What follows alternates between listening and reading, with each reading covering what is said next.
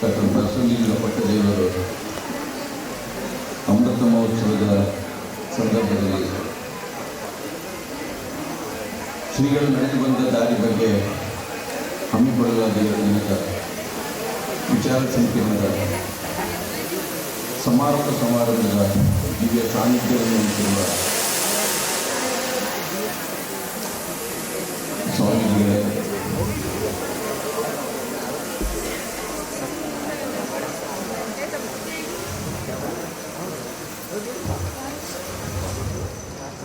ಸಮಾರಂಭದಲ್ಲಿ ಉಪಸ್ಥಿತರಿರುವ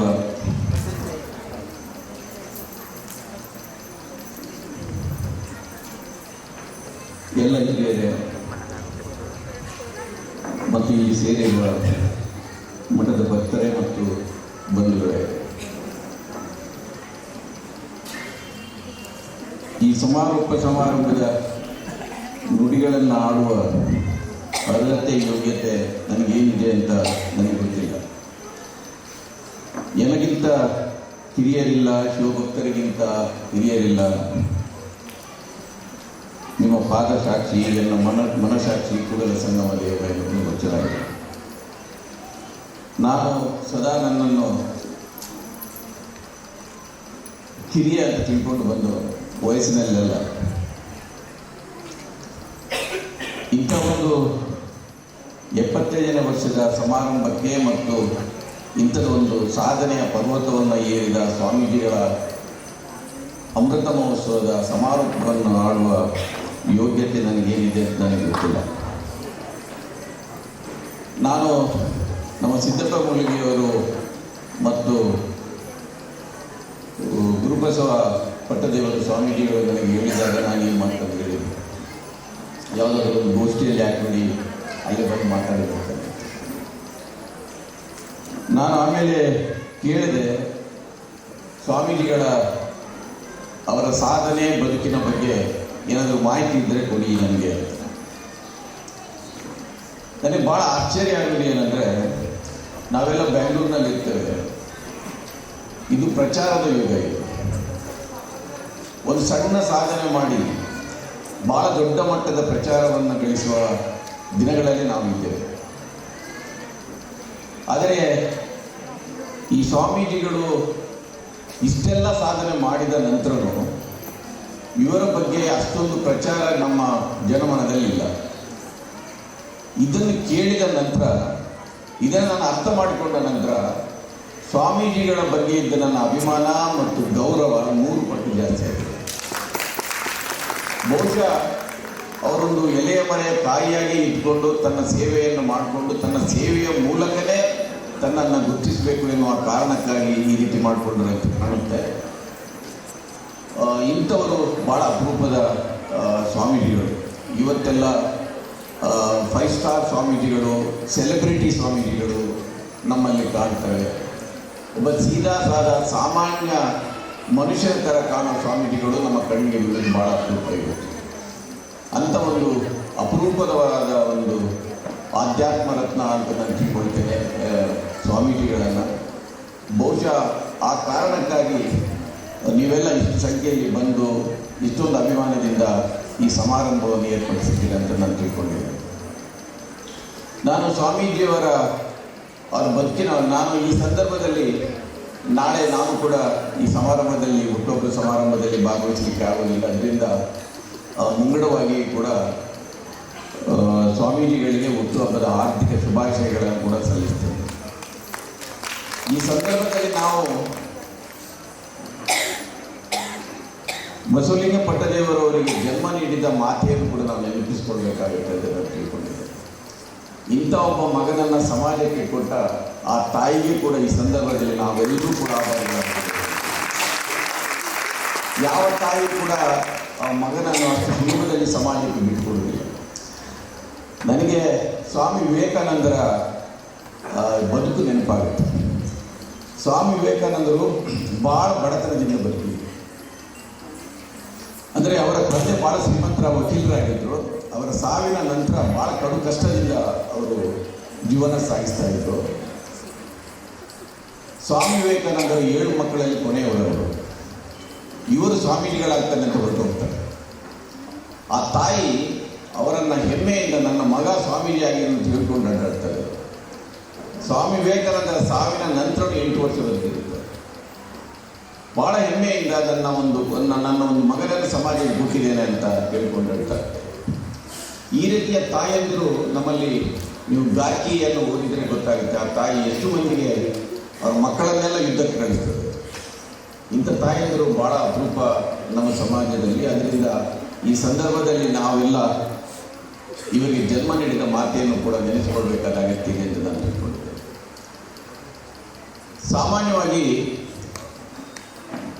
ಯಾವುದಾದ್ರೂ ಒಂದು ಶಿಕ್ಷಣ ಸಂಸ್ಥೆಗೆ ವಿದ್ಯಾರ್ಥಿಯಾಗಿ ಹೋದವರು ವಿದ್ಯಾಭ್ಯಾಸ ಪಡೆದ ನಂತರ ತನ್ನ ಬದುಕನ್ನು ಆರಿಸಿಕೊಂಡು ಅವರ ಪಾಡಿಗೆ ಹೋಗ್ಬಿಡ್ತಾರೆ. ಅದರ ನಂತರ ಅವರಿಗೆ ವಿದ್ಯೆ ನೀಡಿದ ಸಂಸ್ಥೆಯನ್ನಾಗಲಿ ಇಲ್ಲದೆ ಅದಕ್ಕೆ ಸಹಕರಿಸಿದ ಸಮಾಜವನ್ನಾಗಲಿ ನೆನಪು ಮಾಡಿಕೊಳ್ಳೋದು ಬಹಳ ಕಡಿಮೆ. ಬಸವಲಿಂಗ ಪಟ್ಟದೇವರವರು ಬಹುಶಃ PUC ಶಿಕ್ಷಣಕ್ಕೆ ಇಲ್ಲಿ ಬಂದು ಸೇರಿರ್ತಾರೆ. ಬಹುಶಃ ಒಂದು 16-17 ವರ್ಷ ಇರ್ಬೋದು. ಇವತ್ತವರೆಗೆ 75 ವರ್ಷ. ಅದರ ನಂತರ ಈ ಸಂಸ್ಥೆಯಲ್ಲೇ ತನ್ನ ಸಂಸ್ಥೆಗೆ ತನ್ನನ್ನು ಅರ್ಪಿಸಿಕೊಂಡು ಇಷ್ಟು ದೂರ ಬಂದಿದ್ದಾರೆ. ನಾವು ಬ್ರೈನ್ ಟ್ರೈನ್ ಬಗ್ಗೆ ಮಾತಾಡ್ತೇವೆ. ನಮ್ಮ ತೆರಿಗೆ ಹಣದಲ್ಲಿ ಡಾಕ್ಟರ್ಗಳಾಗ್ತಾರೆ, ಇಂಜಿನಿಯರ್ಗಳಾಗ್ತಾರೆ, ಆಮೇಲೆ ಕೆಲಸ ಹುಡ್ಕೊಂಡು ಅವರು ಎಲ್ಲ ವಿದೇಶಕ್ಕೆ ಹೋಗ್ಬಿಡ್ತಾರೆ. ನಮ್ಮ ತೆರಿಗೆ ಹಣದಿಂದಲೇ ಅವರಿಗೆ ನಾವು ಶಿಕ್ಷಣ ಕೊಟ್ಟಿರ್ತೇವೆ. ಈ ಸ್ವಾಮೀಜಿಗಳು ಬಹುಶಃ ಈ ಸಂಸ್ಥೆಯಲ್ಲಿ ಬಹಳಷ್ಟು ಮಂದಿ ಶಿಕ್ಷಣ ಪಡೆದು ಬೇರೆ ಬೇರೆ ಹುದ್ದೆಯಲ್ಲಿರ್ಬೋದು ಇವತ್ತು. ಆದರೆ ಈ ಪಟ್ಟದೇವರು ಸ್ವಾಮೀಜಿಗಳಿಗೆ ಇಲ್ಲಿ ಬಂದ ನಂತರ ಈ ಮಠಕ್ಕೆ ತನ್ನನ್ನು ಅರ್ಪಿಸಿಕೊಳ್ಬೇಕಂತ ಅನಿಸುತ್ತಲ್ಲ, ಅದು ಅವರ ದೊಡ್ಡ ಗುಣ ಅಂತ ನಾನು ತಿಳ್ಕೊಳ್ಳಿ. ಆ ಕಾರಣದಿಂದಾಗಿ ಬಾಲ್ಕಿ ಮಠ ಇವತ್ತು ಈ ಮಟ್ಟಕ್ಕೆ ಬೆಳೆದಿರುವುದು. ಅವರ ಬಗ್ಗೆ ಮಾತಾಡಿದವರೆಲ್ಲ ಬಹುಶಃ ಬೆಳಿಗ್ಗೆ ಹೇಳಿದ್ರು, ನನ್ನ ಹತ್ರನೂ ಹೇಳ್ತಾ ಇದ್ದಾರೆ. ಯಾವ ಕಷ್ಟದಿಂದ ಈ ಮಠದಲ್ಲಿ ಅವರ ಬದುಕನ್ನು ಅವರು ಪ್ರಾರಂಭಿಸಿದ್ರು ಅಂತ.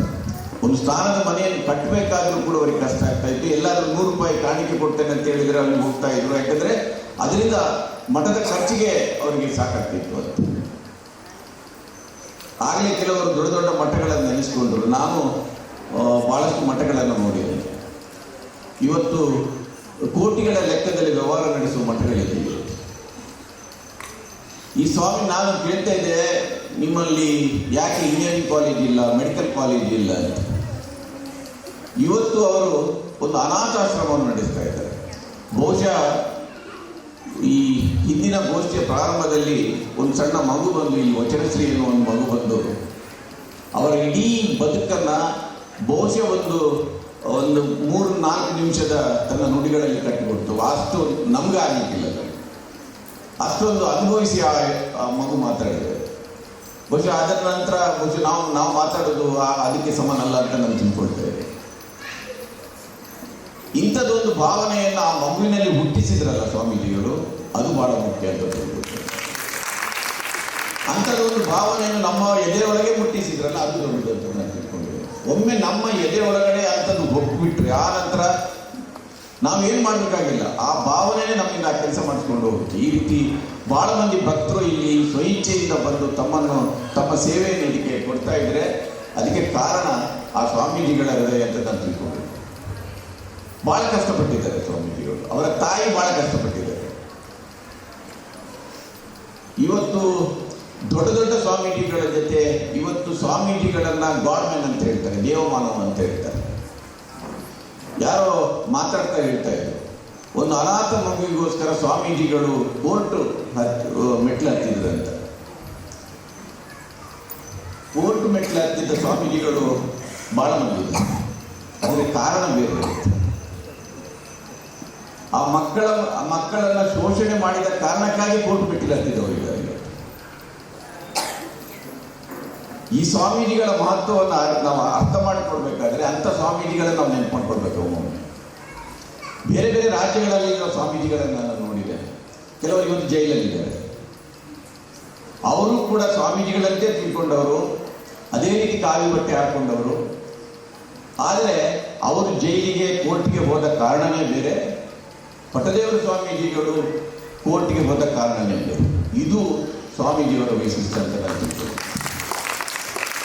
ಮತ್ತೆ ನಾನು ಕಳೆದ ಬಾರಿ ಬಹುಶಃ ಒಂದು 8-10 ತಿಂಗಳ ಹಿಂದೆ ಒಮ್ಮೆ ಬಂದಿದ್ದೆ. ನಾನು ಅನಾಥಾಶ್ರಮ ನೋಡಿದ್ದೆ. ನನ್ನ ಪ್ರಕಾರ ಸ್ವಾಮೀಜಿಯವರು ಇಲ್ಲಿ ಬೇರೆ ಯಾವ ಪುಣ್ಯ ಕಾರ್ಯನೂ ಮಾಡಬೇಕಾಗಿಲ್ಲ. ಆ ಮಕ್ಕಳನ್ನ ಬೀದಿಯಲ್ಲಿ ಬಿದ್ದಂಥ ಮಕ್ಕಳನ್ನ ಎತ್ತಿಕೊಂಡು ಬಂದು ಅವುಗಳಿಗೆ ಬದುಕು ನೀಡಿದ್ದಿದೆ ಅಲ್ಲ, ಅದಕ್ಕಿಂತ ದೊಡ್ಡ ಮಹತ್ವದ ಸಾಧನೆ ಬೇರೆ ಏನು ಬೇಕಾಗಿಲ್ಲ. ಯಾರೋ ಮಾತಾಡ್ತಾ ಹೇಳಿದ್ರು, ಅದು ಹುಟ್ಟುವಾಗಲೇ ಒಂದು ಅನಾಥ ಅಂತ ತಿಳ್ಕೊಂಡಿರ್ತದೆ. ಅದಕ್ಕೆ ತಂದೆ ತಾಯಿಯ ಸ್ಥಾನದಲ್ಲಿ ನಿಂತು, ಪೋಷಕನ ಸ್ಥಾನದಲ್ಲಿ ನಿಂತು ಅದನ್ನು ಸಾಕಿ, ಕೆಲವರು ಈಗಾಗಲೇ ಮಾತಾಡಿದವರು ಹೇಳಿದರು, ಅವರು ಇವತ್ತು ಇದೇ ಶಿಕ್ಷಣ ಸಂಸ್ಥೆಯಲ್ಲಿ ಶಿಕ್ಷಕರಾಗಿ ಪ್ರಾಧ್ಯಾಪಕರ ಕೆಲಸ ಮಾಡ್ತಾ ಇದ್ದಾರೆ. ಬೇರೆ ಬೇರೆ ದೇಶಗಳಲ್ಲಿ ಆ ಮಕ್ಕಳು ಈಗ ಬೆಳೀತಾ ಇದ್ದಾರೆ ಅಂತ. ಇದು ಬಹಳ ದೊಡ್ಡ ಪುಣ್ಯದ ಕಾರ್ಯ ಅಂತ ನಾನು ತಿಳ್ಕೊಂಡಿದ್ದೇನೆ. ಅದರಿಂದ ಸ್ವಾಮೀಜಿಗಳ ಬದುಕಿನ ಬಗ್ಗೆ ಬಹುಶಃ ನೀವೆಲ್ಲರೂ ಬೆಳಿಗ್ಗೆ ನಿನ್ನೆಯಿಂದ ಭಾಳಷ್ಟು ತಿಳ್ಕೊಂಡಿದ್ದೀನಿ ಅಂತ ನಾನು ತಿಳ್ಕೊಂಡಿದ್ದೇನೆ. ನಾನು ಅದರ ಬಗ್ಗೆ ಮಾತಾಡಲಿಕ್ಕೆ ಹೆಚ್ಚು ಹೋಗುವುದಿಲ್ಲ.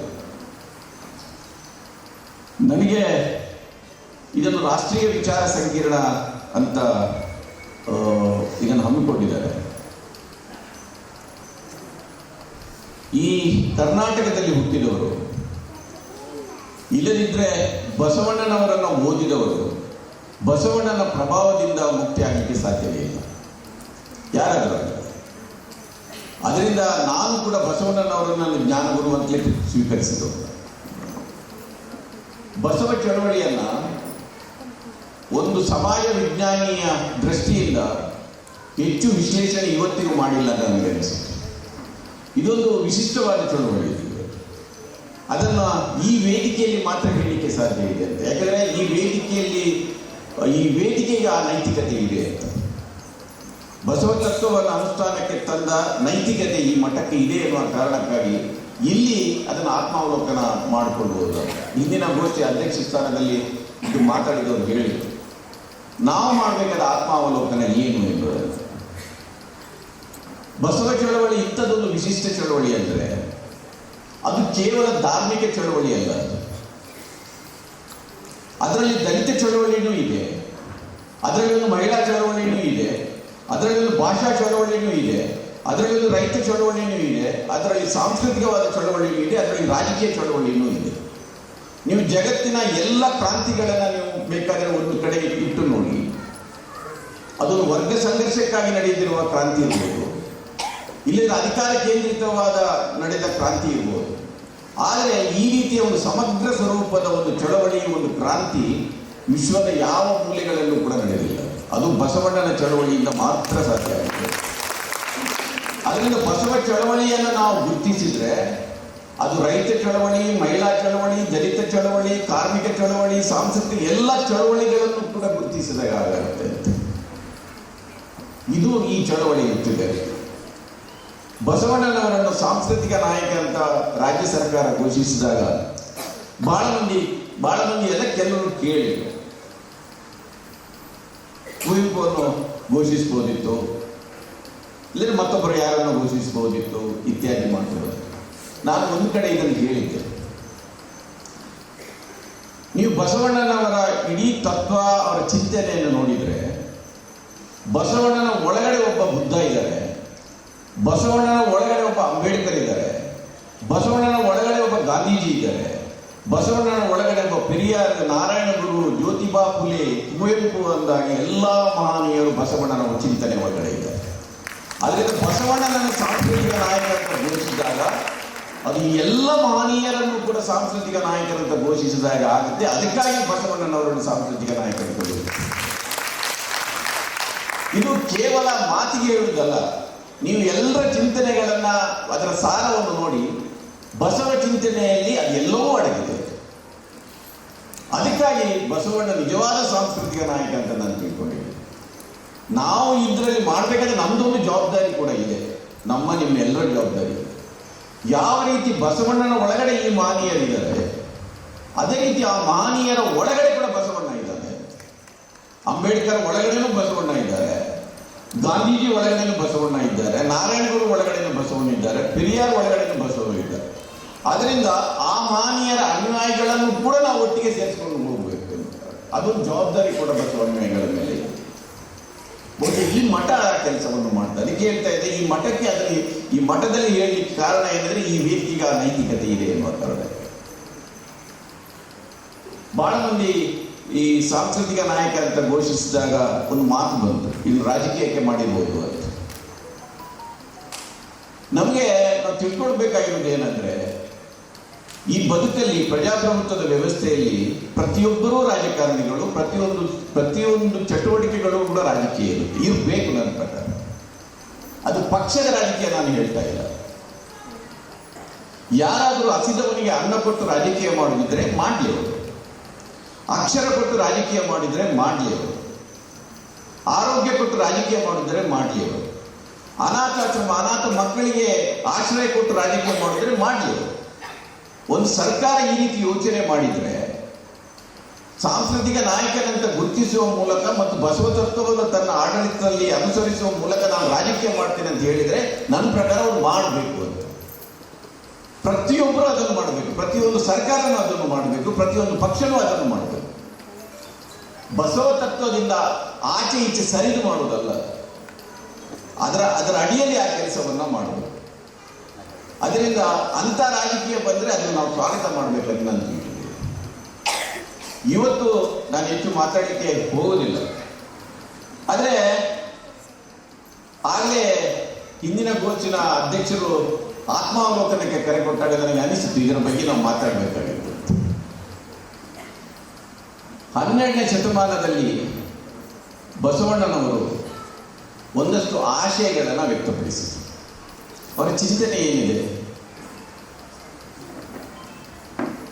ಜಾತಿಯಲ್ಲಿ ಶ್ರೇಷ್ಠ ಕನಿಷ್ಠ ಮೇಲು ಕೀಳು ಸ್ಪರ್ಶ ಅಸ್ಪರ್ಶ ಇದು ತೊಲಗಬೇಕು, ಒಂದು ಸಮಾಜವನ್ನು ನಿರ್ಮಾಣ ಮಾಡಬೇಕು. ಇದು ಸಂಪತ್ತು, ಅಧಿಕಾರ, ಪ್ರಾತಿನಿಧ್ಯ ಎಲ್ಲವನ್ನೂ ಕೂಡ ಸಮಾನಾಗಿ ಹಂಚಿಕೊಳ್ಬೇಕು. ಈ ನೆಲದ ಮೊದಲ ಸಾಮಾಜಿಕ ನ್ಯಾಯದ ಹೋರಾಟಗಾರ ಬಸವಣ್ಣನವರು. ಸಾಮಾಜಿಕ ನ್ಯಾಯ ಅಂದರೆ ಯಾರಿಂದ ಒಬ್ಬರಿಂದ ಕಿತ್ತು ಇನ್ನೊಬ್ಬರಿಗೆ ಕೊಡುವುದಲ್ಲ, ಬಹಳ ತಪ್ಪು ಕಲ್ಪನೆ ಇದೆ. ಸಾಮಾಜಿಕ ನ್ಯಾಯ ಅಂದರೆ ಎಲ್ರಿಗೂ ಇದ್ದುದನ್ನು ಸಮಾನವಾಗಿ ಹಂಚುವುದು. ಬಸವಣ್ಣನವರು ಈ ಸಮಾನತೆ ಬಗ್ಗೆ ಮಾತಾಡ್ತಾರೆ. ಬಸವಣ್ಣನವರು ಮಹಿಳಾ ಸ್ವಾತಂತ್ರ್ಯದ ಬಗ್ಗೆ ಮಾತಾಡ್ತಾರೆ. ಬಸವಣ್ಣನವರು ಸಂಪತ್ತಿನ ದಾಸೋಹ ಅಂದರೆ ಅದನ್ನು ಸಮಾನವಾಗಿ ಎಲ್ಲರಿಗೆ ಹಂಚುವುದು, ಅದೇ ದಾಸೋಹ. ನಾವಿಲ್ಲಿ ಪ್ರಶ್ನೆ ಮಾಡಬೇಕಾಗಿದ್ದು, ಈ 800 ವರ್ಷಗಳ ನಂತರನೂ ಕೂಡ ಬಸವಣ್ಣನವರ ಆಶಯದ ಸಮಾಜ ನಮ್ಮ ಮುಂದೆ ನಿರ್ಮಾಣ ಆಗಿದೆ ಎನ್ನುವುದನ್ನು ನಾವು ತಿಳ್ಕೊಳ್ಬೇಕು. ಇದೊಂದು ರಾಷ್ಟ್ರೀಯ ವಿಚಾರ ಸಂಕಿರಣ ಆದ ಕಾರಣ ರಾಷ್ಟ್ರ ಮಟ್ಟದಿಂದಲೇ ಅದನ್ನು ಆತ್ಮಾವಲೋಕನ ಮಾಡಿದರೆ, ಈ ದೇಶದಲ್ಲಿ 1% ಜನರಲ್ಲಿ ಈ ದೇಶದ 40% ಸಂಪತ್ತು ಶೇಖರ ಆಗಿದೆ. ಇವತ್ತು ಮೇಲ್ಭಾಗದಲ್ಲಿರುವ 10% ಜನರಲ್ಲಿ ದೇಶದ 65% ಸಂಪತ್ತು ಶೇಖರಣೆ ಆಗಿದೆ. ಇವತ್ತು ಕೆಳಗಿನ 50% ಜನರಲ್ಲಿ 6.5% ದೇಶದ ಸಂಪತ್ತಿನ 6.5% 50% ಜನರಲ್ಲಿ. ಇದು ಅಧಿಕೃತ ಮಾಹಿತಿಯನ್ನು ಉಲ್ಲೇಖಿಸಿ ನಾನು ಹೇಳ್ತಾ ಇದ್ದೆ. ನಮ್ಮ ಸರಾಸರಿ ವಾರ್ಷಿಕ ಆದಾಯ 2,35,000 ರೂಪಾಯಿ ವರ್ಷಕ್ಕೆ ಒಂದು ಕುಟುಂಬದ ಆದಾಯ. ಈ ರೀತಿ ಹೇಳಿದರೆ ಪರವಾಗಿಲ್ಲ ಅಂತ ನಿಮಗೆ ಅನಿಸ್ಬೋದು. ಆದರೆ ಮೇಲ್ಭಾಗದ 1% ಜನರ ಆದಾಯ ವರ್ಷಕ್ಕೆ 53 ಲಕ್ಷ ಇದೆ. ಕೆಳಗಿನ 50% ಜನರ ಆದಾಯ 71,000 ಇದೆ, ವರ್ಷಕ್ಕೆ 71,000. ನಮ್ಮಲ್ಲಿ ಶತಕೋಟಿ ವೀರರು ಅಂತ ಹೇಳ್ತಾರೆ, ಬಿಲಿಯನ್ಯಾರ್ಗಳಂತ. 22ರಲ್ಲಿ 166 ಮಂದಿ ಇದ್ರು, ಇವತ್ತು 250 ಮಂದಿ ಇದ್ದಾರೆ ಶತಕೋಟಿ ವೀರರು. ಇಡೀ ಪ್ರಪಂಚದಲ್ಲಿ ಅಮೇರಿಕಾ, ಚೀನಾ ಬಿಟ್ಟರೆ ನಾವು 3ನೇ ಸ್ಥಾನದಲ್ಲಿದ್ದೇವೆ ಶತಕೋಟಿ ವೀರರು. ಈ ದೇಶದಲ್ಲಿ ಅಭಿವೃದ್ಧಿ ಆಗಿಲ್ವೇ? ಆಗಿದೆ. ಸಂಪತ್ತಿನ ಉತ್ಪಾದನೆ ಹೆಚ್ಚಾಗಿಲ್ವೇ? ಆಗಿದೆ.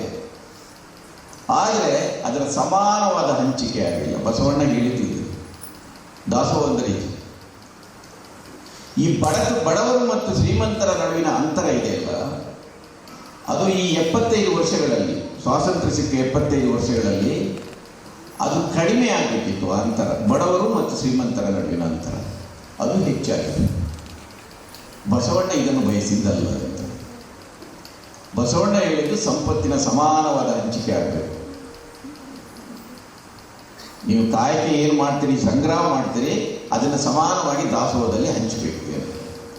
ನಮ್ಮ ಸರ್ಕಾರಗಳು, ನಮ್ಮ ರಾಜಕೀಯ ನಾಯಕರು ಬಸವ ತತ್ವವನ್ನು ನಿಜವಾಗಿ ಅಳವಡಿಸಿಕೊಂಡಿದ್ದರೆ ಬಹುಶಃ ಈ ಅಂತರ ನಿರ್ಮಾಣ ಆಗ್ತಾ ಇರಲಿಲ್ಲ. ಇದನ್ನು ನಾನು ಗಾಂಧೀಜಿಯ ವಿಷಯದಲ್ಲಿ, ಅಂಬೇಡ್ಕರ್ ವಿಷಯದಲ್ಲೂ ಇದನ್ನು ಹೇಳ್ಬೋದು. ಒಂದು ಅನ್ಫಿನಿಶ್ಡ್ ಟಾಸ್ಕ್ ಅಂತ ಇರುತ್ತೆ, ಅದು ಸಂಪೂರ್ಣ ಆಗದ ಕೆಲಸಗಳಿದೆ. ಅಂಬೇಡ್ಕರ್ ಅವರ ಆಶಯ ಕೂಡ ಸಂಪೂರ್ಣ ಆಗಿಲ್ಲ, ಗಾಂಧೀಜಿಯವರ ಆಶಯ ಸಂಪೂರ್ಣ ಆಗಿಲ್ಲ. ಇದರ ಬಗ್ಗೆ ನಾವು ಯೋಚನೆ ಮಾಡಬೇಕು ಅನ್ನೋದು. ನಾವು ಮಹಿಳಾ ಸ್ವಾತಂತ್ರ್ಯದ ಬಗ್ಗೆ ಬಹುಶಃ 2 ದಿನದ ವಿಚಾರ ಸಂಕಿರಣವನ್ನು ನಾನು ಒಂದು ರೀತಿ ಅನುಭವ ಮಂಟಪಕ್ಕೆ ಹೋಗಿರ್ತೇನೆ. ಪ್ರತಿಯೊಂದು ಮಠಗಳು ಇಂಥ ಅನುಭವ ಮಂಟಪಗಳನ್ನು ನಡೆಸಬೇಕು ಅಂತ ವಿಚಾರ ಸಂಕಿರಣದ ಮೂಲಕ.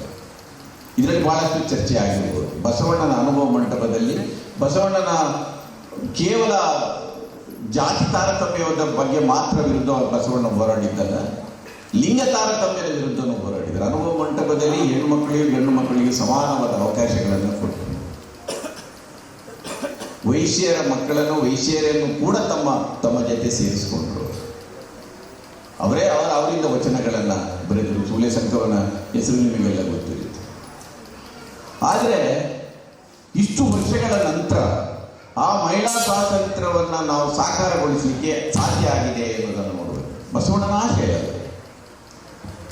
ಒಂದು ಅಂಕಿಅಂಶ ಹೇಳುತ್ತೆ, 18ರಿಂದ 49 ವಯಸ್ಸಿನ ಮಹಿಳೆಯರಲ್ಲಿ ದೇಶದ ಹೆಚ್ಚು ಕಡಿಮೆ 30% ಮಹಿಳೆಯರ ಮೇಲೆ ಒಂದಲ್ಲ ಒಂದು ಬಗೆಯ ಲೈಂಗಿಕ ದೌರ್ಜನ್ಯಗಳು ನಡೆದಿದೆ ಅಂತ ಇವತ್ತಿಗೂ ನಡೀತಾ ಇದೆ. ಅದು ಕುಟುಂಬದ ಒಳಗಡೆನೇ ನಡೆಯಬಹುದು, ಕುಟುಂಬದಿಂದ ಹೊರಗಡೆಯೂ ನಡೆಯಬಹುದು. ಮಹಿಳಾ ಶಿಕ್ಷಣದ ಸಂದರ್ಭದಲ್ಲೂ ಕೂಡ ನಮಗೆ ಆ ಸಮಾನತೆಯನ್ನು ಸಾಧಿಸಲಿಕ್ಕಾಗಲಿಲ್ಲ. ಇವತ್ತು ಒಂದು ರೀತಿ ಆರ್ಥಿಕವಾಗಿ ಸ್ವತಂತ್ರರಾಗುವ ಪ್ರಯತ್ನವನ್ನು ಮಹಿಳೆಯರು ಮಾಡ್ತಾರೆ, ಆದರೆ ಆ ಸಾಧನೆಯನ್ನು ಪೂರ್ಣವಾಗಿ ಸಾಧಿಸಲಿಕ್ಕಾಗಿಲ್ಲ. ಇದು ಬಸವಣ್ಣನವರ ಆಶಯ ಆಗಿತ್ತು, ಅದು ಯಾಕೆ ಸಾಧ್ಯ ಆಗಿಲ್ಲ ಅಂತ. ಇದು ಕೂಡ ಇನ್ನೂ ಪೂರ್ಣಗೊಳ್ಳದ ಬಸವಣ್ಣನವರ ಆಶಯ ಅಂತ ನಾನು ತಿಳ್ಕೊಂಡಿದ್ದೆ. ನಾವು ಜಾತಿ ತಾರತಮ್ಯದ ಬಗ್ಗೆ ಮಾತಾಡುವಾಗಲೂ ಈ ದೇಶದಲ್ಲಿ ಪ್ರತಿದಿನ 15ರಿಂದ 20 ದಲಿತರು ಅವರ ಹತ್ಯೆ ಆಗುತ್ತೆ. ಪ್ರತಿ 4 ನಿಮಿಷಕ್ಕೊಮ್ಮೆ ದಲಿತರ ಮೇಲೆ ದೌರ್ಜನ್ಯ ಆಗುತ್ತೆ. ನೀವು ಈ ಜಾತಿ ಮೂಲದ ದೌರ್ಜನ್ಯಗಳ ವಿವರಗಳನ್ನು ತೆಗೆದರೆ ನಾವು ಬಿಚ್ಚಿ ಬೀಳ್ತಾ ಇದ್ದೇವೆ. ಶಿಕ್ಷಣದ ಮಟ್ಟ ಜಾಸ್ತಿ ಆದಷ್ಟು, ಮನುಷ್ಯ ವಿದ್ಯಾವಂತನಾದಷ್ಟು ಅವನು ಹೆಚ್ಚು ಜಾತಿವಾದಿಗಳಾಗ್ತಾ ಇದ್ದಾನೆ. ಬಸವಣ್ಣನವರ ಆಶಯ ಖಂಡಿತ ಇದಾಗಿರಲಿಲ್ಲ. ನಾವು ಏನು ಸಾಧಿಸಿದ್ದೇವೆ? ಈ ರೀತಿ ಬಸವಣ್ಣನವರ ಪ್ರತಿಯೊಂದು ಆಶಯವನ್ನು ತಕೊಂಡು ನೀವು ಮಾತಾಡಲಿಕ್ಕೆ ಹೋದರೆ, ಈ ಬಸವಲಿಂಗ ಪಟ್ಟದೇವರ ಸ್ವಾಮೀಜಿಗಳಿಗೆ ಕನ್ನಡದ ಸ್ವಾಮೀಜಿಗಳಂತ ಇರ್ತಾರೆ. ಇವತ್ತು ಕನ್ನಡದ ಪರಿಸ್ಥಿತಿ ಹೇಗಿದೆ ಅಂತ ತಿಳ್ಕೊಳ್ಳಿ. ಬೆಂಗಳೂರಿನಲ್ಲಿ 65% ಕನ್ನಡೇತರರಿದ್ದಾರೆ. ಇವತ್ತು ಕೇವಲ ಕನ್ನಡ ಮಾತ್ರ ಅಲ್ಲ, ಬಸವಣ್ಣನವರು ಕನ್ನಡ ಭಾಷೆ ಬಗ್ಗೆ ಮಾತಾಡಿದರು. ಆದರೆ ಎಲ್ಲ ರಾಜ್ಯ ಭಾಷೆಗಳು ಇವತ್ತು ಬಹಳ ದೊಡ್ಡ ಅಪಾಯದಲ್ಲಿದೆ. ನಾವು ಮಾತೃಭಾಷೆ ಅಂತ ಏನು ಹೇಳ್ತೇವೆ, ಆ ಎಲ್ಲ ಭಾಷೆಗಳು ಇವತ್ತು ಅಪಾಯದಲ್ಲಿದೆ. ಇವತ್ತು ಆ ಕಾಲದಲ್ಲಿ ಕನ್ನಡದಲ್ಲಿ ವಚನಗಳನ್ನು ಬರೆಯುವ ಮೂಲಕ ನೀವು ಬಸವ ಧರ್ಮ ಇದೆಯಲ್ಲ, ಅದು ಸಂಪೂರ್ಣವಾಗಿ ವೈದಿಕ ಧರ್ಮಕ್ಕೆ ವಿರುದ್ಧವಾಗಿ ನಿಂತ್ಕೊಂಡಿದೆ. ಇದರ ಬಗ್ಗೆ ಯಾರಿಗೂ ಅನುಮಾನ ಇಲ್ಲ ಅಂತ ನಾನು ತಿಳ್ಕೊಂಡಿದ್ದೆ. ಅದಕ್ಕಾಗಿ ಗುರುಮಠದ ಬದಲಿಗೆ ಅವರು ಸಾಲಿಮಠವನ್ನು ಸ್ಥಾಪನೆ ಮಾಡಿದರು. ಸಂಸ್ಕೃತದ ಬದಲಿಗೆ ಕನ್ನಡವನ್ನು ತಂದರು. ಇವತ್ತು ಕನ್ನಡದ ಪರಿಸ್ಥಿತಿ ಏನಾಗಿದೆ ಅಂತ, ನಮ್ಮ ಮಾತೃಭಾಷೆಯನ್ನು ಉಳಿಸ್ಕೊಳ್ಬೇಕೆನ್ನುವ ಒಂದು ಆಶಯ ಕೂಡ ಬಸವ ತತ್ವದಲ್ಲಿದೆ ಅಲ್ಲ, ಅದು ಇವತ್ತು ಏನಾಗಿದೆ. ಅದರಿಂದ ನೀವು ಬಸವಣ್ಣನವರ ಒಂದೊಂದು ಆಶಯವನ್ನು ಯಾರಾದ್ರೂ ವಿಶ್ಲೇಷಣೆ ಮಾಡಲಿಕ್ಕೆ ಹೊರಟ್ರೆ ಬಹುಶಃ ಅದನ್ನು 800 ವರ್ಷಗಳ ನಂತರ ನಮಗೆ ಹತ್ರ ಹೋಗ್ಲಿಕ್ಕಾಗಲಿಲ್ಲವ ಎನ್ನುವ ಒಂದು ವಿಷಾದ ನಮ್ಮಲ್ಲಿ ಮೂಡುತ್ತೆ. ನಾನು ಈ ಮಠದಲ್ಲಿ ಬೇರೆ ಕಡೆ ಇದನ್ನು ಮಾತಾಡುವ ಸ್ವಲ್ಪ ಮುಜುಗರ ಆಗ್ಬೋದು. ಆದರೆ ಈ ಸ್ವಾಮೀಜಿಗಳು ನಾನು ಏನೆಲ್ಲ ಹೇಳಿದ್ದೇನೆ ಇವತ್ತು ಅದನ್ನೆಲ್ಲವನ್ನೂ ಕೂಡ ಅವರ ಇಡೀ ಬದುಕಲ್ಲಿ ಅದನ್ನು ಮಾಡ್ತಾ ಹೋಗಿದ್ದಾರೆ. ಅದರಿಂದಾಗಿ ಈ ಮಠದಲ್ಲಿ ಬಸವನ ತತ್ವಗಳನ್ನು ನಾನು ಅನುಷ್ಠಾನಕ್ಕೆ ತಂದಿದ್ದೇನೆ ಅಂತ ಹೇಳುವ ನೈತಿಕತೆ ಬಸವದೇವ ಪಟ್ಟದೇವರ ಸ್ವಾಮೀಜಿಗೆ ಇದೆ ಅಂತ ನಾನು ಅದಕ್ಕಾಗಿ ನನಗೆ ಈ ಸಮಾರಂಭದಲ್ಲಿ ಭಾಗವಹಿಸಲಿಕ್ಕೆ ಬಹಳ ಹೆಮ್ಮೆ ಅಂತ ಅನಿಸೋದು ಆ ಕಾರಣಕ್ಕಾಗಿ. ಇವತ್ತು ಬಹಳ ಮಠಗಳು ಇವತ್ತು ನಮ್ಮ ಸ್ವಾಮೀಜಿಗಳು ಇವತ್ತು ಲಿಂಗಾಯತ ಈ ಮಠಾಧೀಶರ ಒಕ್ಕೂಟಕ್ಕೆ ಅಧ್ಯಕ್ಷರಾಗಿದ್ದಾರೆ. ಅವರು ಅದೊಂದು ಎಲ್ಲರಿಗೂ ಹೆಮ್ಮೆ ತರುವ ವಿಚಾರ. ಯಾಕೆಂದರೆ ಆ ಅರ್ಹತೆ ಅವರಿಗೆ ಇದೆ ಅಂತ ನಾನು ತಿಳ್ಕೊಂಡಿದ್ದೇನೆ. ನೀವೆಲ್ಲರಿಗೂ ಅದು ಗೊತ್ತಿದೆ. ಇವತ್ತು ಅವರ ಸುಮಾರು ಇಂಥದ್ದು ಕನಸುಗಳು ಸುಮಾರು ಇರ್ಬೋದು ಇಂಥದ್ದನ್ನು ಸಾಕಾರಗೊಳಿಸಲಿಕ್ಕೆ. ಇವತ್ತು ನಾನು ಇದನ್ನೆಲ್ಲ ಹೇಳುವಾಗಲೂ ಕೂಡ ಒಂದು ಮಾತಂತೂ ನನಗೆ ಭಾಳ ಸ್ಪಷ್ಟವಾಗಿ ಗೊತ್ತಿದೆ. ಆಗ ಯಾರೋ ಮಾತಾಡ್ತಾ ಹೇಳಿದರು, ಒಟ್ಟು 3,000ದಷ್ಟು ಲಿಂಗಾಯತ ಮಠಗಳು ನಮ್ಮ ನಡುವೆ ಇದೆ ಅಂತ. ನಾನು ಬೇರೆ ರಾಜ್ಯಗಳಲ್ಲಿ ಕೂಡ ಒಂದಷ್ಟು ಸುತ್ತಾಡಿ ಬಂದಿದ್ದೇನೆ. ಬಹುಶಃ ಈ ರೀತಿಯ ಬಹಳ ಮುಖ್ಯವಾಗಿ ಲಿಂಗಾಯತ ಮಠಗಳು ಶಿಕ್ಷಣ ಮತ್ತು ಈ ಅನ್ನದಾಸೋಹಕ್ಕೆ ಕೊಟ್ಟ ಪ್ರಾಮುಖ್ಯತೆಯನ್ನು ದೇಶದ ಯಾವ ಮಠದಲ್ಲೂ ನಾನು ಮಾಡಿದ್ದನ್ನು ನೋಡಿದ್ದೇನೆ. ಕರ್ನಾಟಕದ ಅಭಿವೃದ್ಧಿಯಲ್ಲಿ ಇದರಲ್ಲಿ ಮುಚ್ಚುಮರೆ ಏನಿಲ್ಲ, ಇದೆಲ್ಲವೂ ನಿಮ್ಮ ಮುಂದೆ ದಾಖಲೆಗಳಲ್ಲಿದೆ. ಕರ್ನಾಟಕದಲ್ಲಿ ಒಂದು ಶಿಕ್ಷಣದ ಪ್ರಸಾರದಲ್ಲಿ ಬಹಳ ದೊಡ್ಡ ಕೊಡುಗೆಯನ್ನು ಲಿಂಗಾಯತ ಮಠಗಳು ಕೊಟ್ಟಿದ್ರು ಎನ್ನುವುದರ ಬಗ್ಗೆ ಯಾವ ಅನುಮಾನವೂ ಇಲ್ಲ. ಆದರೆ ಬಹಳಷ್ಟು ಮಠಗಳು ಇವತ್ತು ಉನ್ನತ ಶಿಕ್ಷಣದಲ್ಲಿ ಇಂಜಿನಿಯರಿಂಗ್ ಕಾಲೇಜನ್ನು, ಮೆಡಿಕಲ್ ಕಾಲೇಜನ್ನು ಸ್ಥಾಪನೆ ಮಾಡುವ ಈ ಧಾವಂತದಲ್ಲಿ ಅಲ್ಲಿಗೆ ಹೋದ ಕೂಡಲೇ ವಿದ್ಯೆ ಅದು ಬಿಸ್ನೆಸ್ ಆಗಿಬಿಡುತ್ತೆ, ಅದು ಕಮರ್ಷಿಯಲ್ ಆಗಿಬಿಡುತ್ತೆ. ನಮ್ಮ ಸ್ವಾಮೀಜಿಗಳಲ್ಲಿ ಇಲ್ಲಿ ನಾನು ತುಮಕೂರಲ್ಲಿ ಒಂದಷ್ಟು ದಿನ ಕೆಲಸ ಮಾಡಿದ್ದೆ. ಆ ತುಮಕೂರಲ್ಲಿ ಕೆಲಸ ಮಾಡಿದಾಗ ಅಲ್ಲಿ ಸ್ವಾಮೀಜಿಗಳ ಜೊತೆ ನನಗೆ ಸ್ವಲ್ಪ ಒಡನಾಟ ಇತ್ತು. ಅವರು ಬದುಕಿದಷ್ಟು ದಿನ ನಾನು ಮೆಡಿಕಲ್ ಕಾಲೇಜ್ ಮಾಡೋದಿಲ್ಲ ಅಂತ ಹೇಳ್ತಾರೆ. ಈಗ ಅಲ್ಲಿ ಮೆಡಿಕಲ್ ಕಾಲೇಜ್ ಕೂಡ ಆಗಿದೆ, ಈಗ ಇಂಜಿನಿಯರಿಂಗ್ ಕಾಲೇಜ್ ಸಾಕಂತ ಹೇಳ್ತಾ ಇದ್ದಾರೆ. ಈ ಮೆಡಿಕಲ್ ಇಂಜಿನಿಯರಿಂಗ್ ಕಾಲೇಜ್ ಮಾಡೋದಕ್ಕಿಂತ ಈ ರೀತಿಯ ಪ್ರಾಥಮಿಕ ಶಿಕ್ಷಣ ಮತ್ತು ಪದವಿಯವರೆಗಿನ ಶಿಕ್ಷಣಗಳನ್ನು ಬೇರೆ ಬೇರೆ ಉದ್ಯೋಗದ ಕೌಶಲ್ಯಗಳನ್ನು ಹೇಳಿಕೊಡುವ ಶಿಕ್ಷಣ ಕೊಡುವಂಥ ಸಂಸ್ಥೆಗಳನ್ನು ಮಾಡಿದರೆ ಬಹುಶಃ ಅದರಿಂದ ಭಾಳ ದೊಡ್ಡ ನಿರುದ್ಯೋಗದ ಸಮಸ್ಯೆಯನ್ನು ನಾವು ಎದುರಿಸ್ತಾ ಇದ್ದೇವೆ. ಅದರಿಂದ ಈ ಮಠದಿಂದ ಅಂಥ ಕೆಲಸಗಳು ಮುಂದೆ ನಡೆಯಲಿ ಅಂತ ನಾನು ಆಶಿಸ್ತೇನೆ. ನಾನು ಸ್ವಾಮೀಜಿಗಳಿಗೂ ಕೂಡ ನಾನು ಸಾಮಾನ್ಯವಾಗಿ ಇನ್ನೊಂದು ಕೆಲಸ ಕೂಡ ಈ ಸ್ವಾಮೀಜಿಗಳನ್ನು ನಾವು ನೆನಪಾಡ್ಕೊಳ್ಳುವಂಥ ಕೆಲಸ ಆಗಿದೆ ಅಂತ ನಾನು ತಿಳ್ಕೊಂಡಿದ್ದೆ. ನಾನು ನಮ್ಮ ಡಂಬಳ ಮಠದ ಸ್ವಾಮೀಜಿಗಳಿಗೆ ನಾನು ಭಾಳ ಹತ್ತಿರವಾಗಿದ್ದೆ. ನಾನು ತುಮಕೂರಲ್ಲಿ ಕೆಲಸ ಮಾಡಿದ ಕಾರಣಕ್ಕಾಗಿ ನಾನು ಅವರನ್ನು ಯಾವತ್ತೂ ಒಂದು ಗುರುವಿನ ಸ್ಥಾನದಲ್ಲಿ ಅಂತ ನೋಡಿದ್ದೀನಿ. ಅದು ಬಿಟ್ಟರೆ ಬಹುಶಃ ಬಾಲ್ಕಿ ಮಠದ ಸ್ವಾಮೀಜಿಗಳನ್ನು ಗುರು ಅಂತ ನಾನು ತಿಳ್ಕೊಳ್ತೀನಿ. ಅವರು ಒಮ್ಮೆ ಡೆಲ್ಲಿಗೆ ಬಂದು ಅಲ್ಲಿಯ ಒಂದು ಚಮ್ಮಾರ ಕಾಲೋನಿಗೆ ಹೋಗಿ ಅಲ್ಲಿ ಅವರು ಇಲ್ಲಿ ಬಂದು ಅವರು ಲಿಂಗಧಾರಣೆ ಮಾಡಿ ಅವರು ಲಿಂಗಾಯತರ ಇವತ್ತಿಗೂ ಅವರು ಗದಗಿನ ಡಂಬಳ ಮಠಕ್ಕೆ ಬಂದು ಹೋಗ್ತಾರೆ. ನಮ್ಮ ಸ್ವಾಮೀಜಿಗಳು ಮಹಾರಾಷ್ಟ್ರದಲ್ಲಿ ನನಗೆ ಹೇಳುವ ಪ್ರಕಾರ, ನಾನು ಕೇಳಿರೋ ಪ್ರಕಾರ ಕರ್ನಾಟಕಕ್ಕಿಂತಲೂ ಮಹಾರಾಷ್ಟ್ರದಲ್ಲಿ ಭಾಳ ಖ್ಯಾತಿ ಪಡೆದವರು ನಮ್ಮ ಸ್ವಾಮೀಜಿಗಳು. ತೆಲಂಗಾಣದಲ್ಲಿ ಮಾಡಿದ್ದಾರೆ. ನಾನು ಡೆಲ್ಲಿಯಲ್ಲಿರುವಾಗ ಭಾಳ ಮಂದಿ ಹೇಳ್ತಾ ಇದ್ದಾರೆ, ಬಸವಣ್ಣನ ತತ್ವಗಳನ್ನು ಇಡೀ ದೇಶಕ್ಕೆ ಹರಡಬೇಕಾದ ಅಗತ್ಯ ಇದೆ ಅಂತ. ಇವತ್ತು ಅಂಬೇಡ್ಕರ್ ಅವರನ್ನು ಇಡೀ ದೇಶ ತಿಳ್ಕೊಂಡಿದೆ. ನಾರಾಯಣ ಗುರುಗಳಕ್ಕೂ ಈ ಕರ್ನಾಟಕದ ಈ ದಕ್ಷಿಣ ಭಾಗದ ಈ ಸಮಾಜ ಸುಧಾರಕರ ಹೆಚ್ಚು ಮಾಹಿತಿಗಳು ಉತ್ತರ ಭಾರತದಲ್ಲಿ ರಾಷ್ಟ್ರ ಮಟ್ಟದಲ್ಲಿ ಇಲ್ಲ. ನಾನು ಕರಾವಳಿಯಿಂದ ಬಂದವನು. ನಾನು ಸ್ವಲ್ಪ ನಾರಾಯಣ ಗುರುಗಳನ್ನು ಓದ್ಕೊಂಡು ಬಂದವನು. ನಾನು ಭಾಳ ಸರಿ ಅನಿಸಿದ್ದೇನೆ, ನಾರಾಯಣ ಗುರುಗಳಿಗೂ ಬಸವಣ್ಣನವರಿಗೂ ಭಾಳಷ್ಟು ಸಾಮ್ಯತೆಗಳಿದೆ ಅಂತ. ನಾರಾಯಣ ಗುರುಗಳು ನಾರಾಯಣ ಗುರು ಧರ್ಮ ಪರಿಪಾಲನಾ ಅಂತ ಒಂದು ಸಂಸ್ಥೆಯನ್ನು ಕಟ್ತಾರೆ. ನಿಮಗೆ ಗೊತ್ತಿರ್ಬೋದು, ಈ 19ನೇ ಶತಮಾನದ ಕೊನೆಯಲ್ಲಿ ಒಂದಷ್ಟು ಈ ಧಾರ್ಮಿಕ ಕ್ರಾಂತಿಗಳು ಇಡೀ ದೇಶದಲ್ಲಿ ನಡೆದಿರುತ್ತವೆ. ಆ ಸಂದರ್ಭದಲ್ಲಿ ನಾರಾಯಣ ಗುರುಗಳು ಕೇರಳದಲ್ಲಿ ಬಡಿತಾರೆ. ಅವರು ಪೆರಿಯಾರ್ ಥರ ಇಲ್ಲದ್ರೆ ಉಳಿದವರ ಥರ ಸಂಘರ್ಷಕ್ಕೆ ಹೋಗುವುದಿಲ್ಲ. ವೈದಿಕ ಮನಸ್ಸುಗಳ ಜೊತೆ ಅವರು ಸಂಘರ್ಷಕ್ಕೆ ಹೋಗುವುದಿಲ್ಲ. ಸನಾತನಗಳ ಜೊತೆ ಸಂಘರ್ಷಕ್ಕೆ ಇಳಿಯುವುದಿಲ್ಲ. ಅವರನ್ನು ಅಸ್ತ್ರ ಪ್ರಯೋಗ ಮಾಡದೆ ಎದುರಾಳಿಯನ್ನು ನಿಸ್ಸಸ್ತ್ರ ಮಾಡುವಂಥ ಪ್ರಯೋಗವನ್ನು ಮಾಡ್ತಾರೆ. ಅವರು ನಿಮಗೆ ದೇವಸ್ಥಾನದ ಒಳಗಡೆ ಪ್ರವೇಶ ಮಾಡಲಿಕ್ಕೆ ಇಲ್ಲ ಅಂತ ಆದರೆ ಆ ದೇವಸ್ಥಾನವನ್ನೇ ನಿಮ್ಮೊಳಗಡೆ ತರ್ತೇನೆ ಅಂತ. ಅವರು ಇವತ್ತು ಶಿವಗಿರಿಯಲ್ಲಿ ಒಂದು ದೇವಸ್ಥಾನ ಮಾಡಿರೋದು, ಒಂದು ಕಲ್ಲು ಗುಂಡನ್ನು ತಗೊಂಡು ಇಟ್ಟು ಅದನ್ನು ಲಿಂಗ ಸ್ಥಾಪನೆ ಮಾಡಿರೋದು ಅವರು. ಇವತ್ತಿಗೆ ಆ ಮಠ ಇದೆ ಅಲ್ಲಿ ಶಿವಗಿರಿಯಲ್ಲಿ, ನಾರಾಯಣ ಗುರುಗಳು ಕಟ್ಟಿದ್ದ ಮಠ. ಅಲ್ಲಿ ಪ್ರತಿಯೊಬ್ಬ ಶೂದ್ರ ಸ್ವಾಮೀಜಿಗಳೇ ಅದಕ್ಕೆ ಪೂಜೆ ಮಾಡ್ತಾರೆ. ಅರ್ಚಕರ ನೇಮಕಕ್ಕೆ ಆಗಮಶಾಸ್ತ್ರದ ಶಾಲೆಗಳನ್ನು ಮಾಡಿ ಅವರಿಂದಲೇ ಅದನ್ನು ಆಗಮಶಾಸ್ತ್ರ ಪಡೆದಿದ್ದರೆ ಅವರು ಅರ್ಚಕರಾಗಿ ಅಲ್ಲಿ ನೇಮಕಗೊಂಡು ಪೂಜೆ ಮಾಡ್ತಾರೆ. ಬಸವಣ್ಣ ಮಾಡಿದ್ದಾರೆ. ನೀವು ಅನುಭವ ಮಂಟಪಕ್ಕೂ ನಾರಾಯಣ ಗುರು ಧರ್ಮ ಪರಿಪಾಲನಕ್ಕೂ ನೋಡಿದರೆ ಭಾಳ ಆಶ್ಚರ್ಯ ಸಂಗತಿ ಏನಂದರೆ, ನಾರಾಯಣ ಗುರುಗಳಿಗೆ ಸಂಸ್ಕೃತ ಮತ್ತು ಮಲಯಾಳಿ ಬಿಟ್ಟರೆ ಬೇರೆ ಭಾಷೆ ಗೊತ್ತಿರಲಿಲ್ಲ. ಅವರು ಬಸವಣ್ಣನವರನ್ನು ಓದಿರುವ ಅವಕಾಶವೇ ಇಲ್ಲ. ಆದರೆ ಅವರ ಚಳವಳಿಯನ್ನು ನೋಡಿದರೆ, ನಿಮ್ಮಲ್ಲಿ ಬಸವಣ್ಣನಲ್ಲಿ ಒಬ್ಬ ಅಲ್ಲಮ ಪ್ರಭುವನ್ನು, ಒಬ್ಬ ಅಕ್ಕನನ್ನು ನೋಡಿದಾಗೆ ಅಲ್ಲೂ ಕೂಡ ಕುಮಾರ ಆಶಾನ್ ಇರ್ತಾನೆ, ಪದ್ಮನಾಭ ಪಲ್ಪು ಇರ್ತಾನೆ. ಅವ್ರದ್ದೊಂದು 4-5 ಮಂದಿಯ ಒಂದು ಅನುಭವ ಮಂಟಪ ಥರ ಅವರು ಕಟ್ಕೊಂಡಿರ್ತಾರೆ. ಅವರು ಹೇಳಿದ್ದಾರೆ, ಭಾಳ ಪ್ರಜಾಸತ್ತಾತ್ಮಕವಾಗಿ ನಡೆಸ್ಕೊಂಡು ಹೋಗಿರ್ತಾರೆ. ಅವರು ಶಿಕ್ಷಣಕ್ಕೆ ಮಹತ್ವ ಕೊಡ್ತಾರೆ,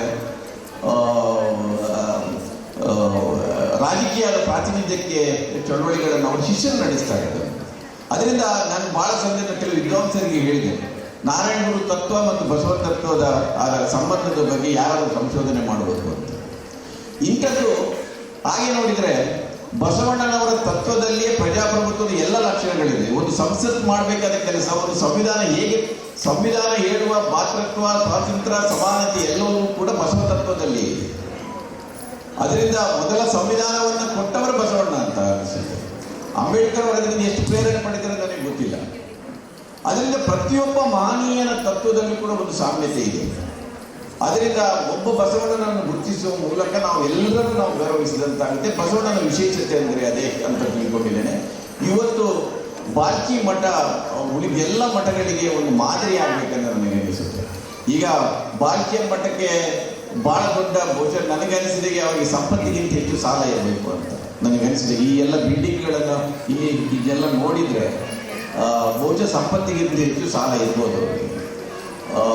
ಅವರ ಸಂಪತ್ತು ಅಂದರೆ ನೀವು ಮತ್ತು ಅವರ ಭಕ್ತರೇ ದೊಡ್ಡ ಸಂಪತ್ತು ಅಂತ ನಾನು ತಿಳ್ಕೊಂಡೇನೆ. ಈ ರೀತಿಯ ಒಂದು ಮಾಡೆಲ್ ಇದೆ ಇಡೀ ರಾಜ್ಯದಲ್ಲಿ ಬರಬೇಕು. 75ನೇ ವರ್ಷದ ಇದನ್ನು ಆಚರಿಸುವ ನಾನು ಒಂದು ಮಾತು ಹೇಳಿ ನನ್ನ ಸಮಾರಂಭದ ನುಡಿಯನ್ನು ಮುಗಿಸ್ತೇನೆ. ನಿಜವಾದ ಒಬ್ಬ ಬಸವ ತತ್ವ ಅನ್ವಯ ಅವನು ಜಾತಿವಾದಿಯಾಗಲಿಕ್ಕೆ, ಕೋಮುವಾದಿಯಾಗಲಿಕ್ಕೆ, ದುಷ್ಟನಾಗಲಿಕ್ಕೆ, ಭ್ರಷ್ಟನಾಗಲಿಕ್ಕೆ ಸಾಧ್ಯ ಇಲ್ಲ. ಯಾರ್ಯಾರು ಈ ಮೇಲು ಕೀಳು ಜಾತಿ ಧರ್ಮದ ವಿಚಾರವನ್ನು ಪ್ರತಿಪಾದಿಸ್ತಾರೋ, ಯಾರು ಮೂಢನಂಬಿಕೆ ಅಂಧಶ್ರದ್ಧೆಯನ್ನು ಆಚರಿಸ್ತಾರೋ, ಯಾರು ಮಹಿಳಾ ಸ್ವಾತಂತ್ರ್ಯದ ಬಗ್ಗೆ ಗೌರವವನ್ನು ಕೊಡುವುದಿಲ್ವೋ ಅವರು ಯಾರೂ ಕೂಡ ಬಸವಣ್ಣ ಆಗಲಿಕ್ಕೆ ಸಾಧ್ಯವಿಲ್ಲ. ಯಾರು ಅಸ್ಪೃಶ್ಯತೆಯ ವಿರುದ್ಧ ಮಾತಾಡ್ತಾರೋ, ಯಾರು ಮನುಷ್ಯನ ಸಮಾನತೆಯ ಬಗ್ಗೆ ಮಾತಾಡ್ತಾರೋ, ಯಾರು ಮೂಢನಂಬಿಕೆ ಅಂಧಶ್ರದ್ಧೆಗಳನ್ನು ಒಪ್ಪುವುದಿಲ್ವೋ, ಅದನ್ನು ಧಿಕ್ಕರಿಸುತ್ತಾರೋ, ಅವರು ಲಿಂಗ ಕಟ್ಟದೇ ಇದ್ದರೂ ಕೂಡ ಅವರು ಲಿಂಗಾಯತರಂತ ನಾನು ತಿಳ್ಕೊಂಡಿದ್ದೆ. ಅದರಿಂದ ಒಬ್ಬ ಲಿಂಗಾಯತನಾಗಲಿಕ್ಕೆ ಕೇವಲ ಲಿಂಗವನ್ನು ಕಟ್ಟಬೇಕಾಗಿಲ್ಲ. ನಮ್ಮ ಆಶಯದಲ್ಲಿ, ನಮ್ಮ ಆಚರಣೆಯಲ್ಲಿ ನಾವು ಲಿಂಗವಂತರಾಗಿರ್ಬೋದು ಅಂತ ನಾನಂತ ಒಬ್ಬ ಲಿಂಗಾಯತ ಅಂತ ನಾನು ತಿಳ್ಕೊಂಡಿದ್ದೀನಿ. ಅದರಿಂದ ನಾನು ಮನಸ್ಸಿನಲ್ಲಿ ಒಂದು ಲಿಂಗ ಕಟ್ಟಿಕೊಂಡ್ರೆ ನಾನು ಆ ತತ್ವಕ್ಕೆ ಬದ್ಧನಾಗಿರ್ತೇನೆ ಅಂತ. ನಿಮ್ಮ ಮನಸ್ಸಲ್ಲಿ ಆ ಲಿಂಗ ಇರಬೇಕು, ದೇಹದಲ್ಲಿ ಅಲ್ಲ, ಮನಸ್ಸಲ್ಲಿ ಆ ಲಿಂಗ ಇದ್ದರೆ ನಿಮ್ಮಿಂದ ಯಾವ ತಪ್ಪು ಕೆಲಸಗಳು ಕೂಡ ಆಗುವುದಿಲ್ಲ. ಬಹುಶಃ ಈ ಸ್ವಾಮೀಜಿಗಳ ಮನಸ್ಸಲ್ಲಿ ಆ ಲಿಂಗ ಇದೆ, ಮನಸ್ಸಲ್ಲಿ ಬಸವಣ್ಣ ಇದ್ದಾರೆ. ಅದರಿಂದ ಅವರು ಎಲ್ಲ ಒಳ್ಳೆ ಕೆಲಸಗಳನ್ನು ಮಾಡಲಿಕ್ಕೆ ಅದರಿಂದ ಪ್ರೇರಣೆ ಆಗುತ್ತೆ ಅಂತ. ನಾವೆಲ್ಲರೂ ಕೂಡ ಬಸವಲಿಂಗ ಪಟ್ಟದೇವರ ಸಣ್ಣ ಸಣ್ಣ ಸ್ವಾಮಿಗಳಾಗಬೇಕು ಅಂತ ನಮ್ಮ ಸಂಸಾರದಲ್ಲಿ ಇಟ್ಟುಕೊಂಡೇ ಪ್ರತಿಯೊಂದು ನಡೆ ನುಡಿಯ ಬಂದಾಗ ನಮಗೆ ಸ್ವಾಮೀಜಿಗಳು ನೆನಪಾಗಬೇಕು, ಬಸವಣ್ಣ ನೆನಪಾಗಬೇಕು. ಆಗ ಅದು ನಮ್ಮನ್ನು ಸರಿಯಾದ ದಾರಿಯಲ್ಲಿ ಮುನ್ನಡೆಸುತ್ತೆ. ಎಲ್ಲ ಮಹನೀಯರ ತತ್ವ ಇದನ್ನೇ ಹೇಳುತ್ತೆ. ಅದರಿಂದ ಇವತ್ತಿನ ಈ ಅಮೃತ ಮಹೋತ್ಸವ ಆಚರಣೆ ಇಂಥದ್ದೊಂದು ಪ್ರೇರಣೆಯನ್ನು ಪಡೆಯಲಿಕ್ಕೆ ನಿಮಗೆಲ್ಲರಿಗೂ ನಮಗೆಲ್ಲರಿಗೂ ಒಂದು ಕಾರಣ ಆಗಲಿ ಅಂತ ಹೇಳಿ ನನ್ನ ಮಾತುಗಳನ್ನು ಹೇಳ್ತೇನೆ.